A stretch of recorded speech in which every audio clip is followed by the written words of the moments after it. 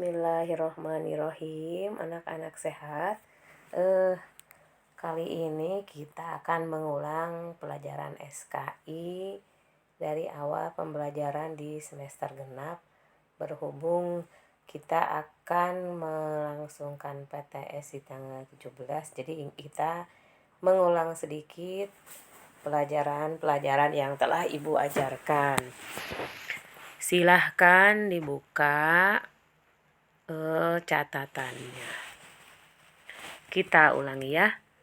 Di sini sejarah berdirinya Daulah Ayyubiyah. Berdiri di sini karena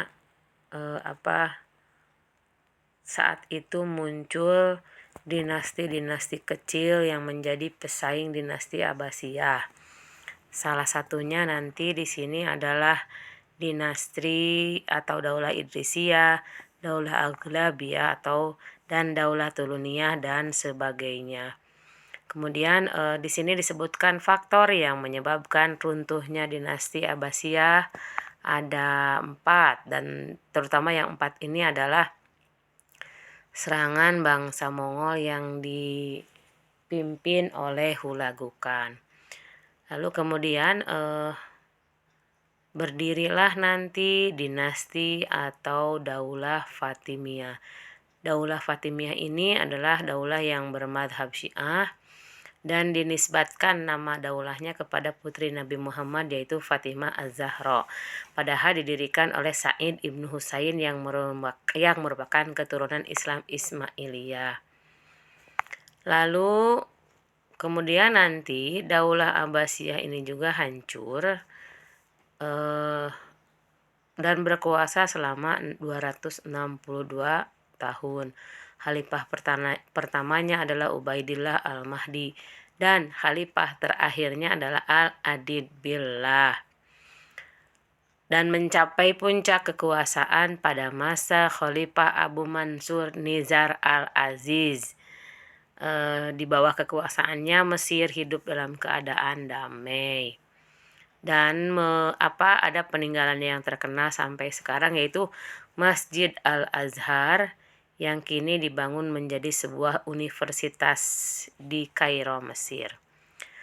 Setelah itu, kemudian dinasti Fatimiyah hancur, maka berdirilah Daulah Ayyubiyah yang saat itu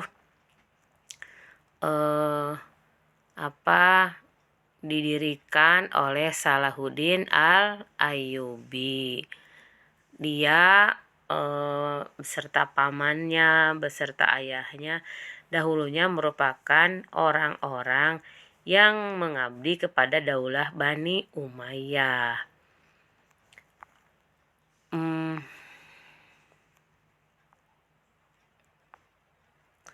Saat khalifah terakhir dinasti Fatimiyah, yaitu Al-Adid Billah sakit, kedudukan Salahuddin menjadi semakin kuat karena mendapat dukungan penuh dari rakyat Mesir.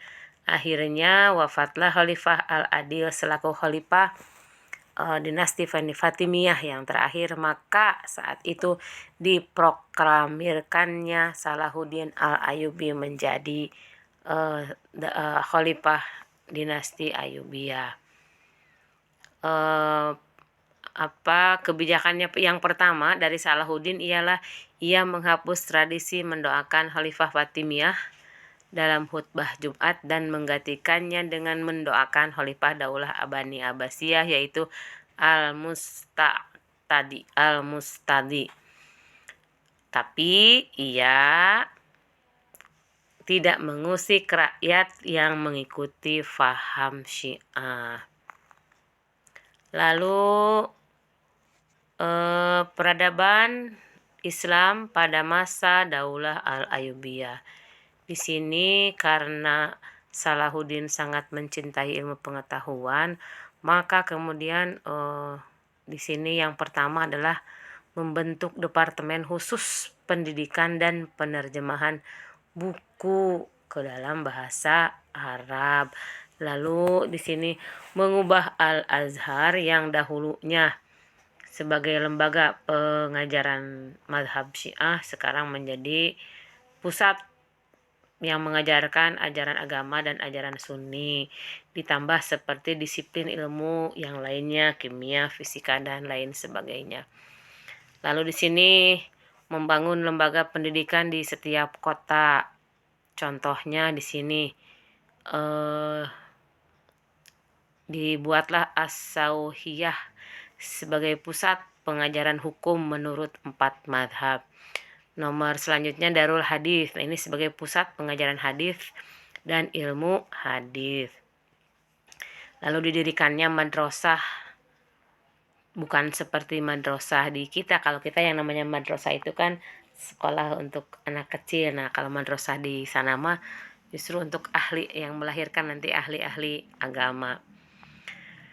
Nuruddin kemudian juga membuat rumah sakit dan di sini membuat bangunan-bangunan monumen dan pengembangan masjid, juga membentuk mausoleum. Mausoleum itu apa? Makam orang-orang terkenal ya. Lalu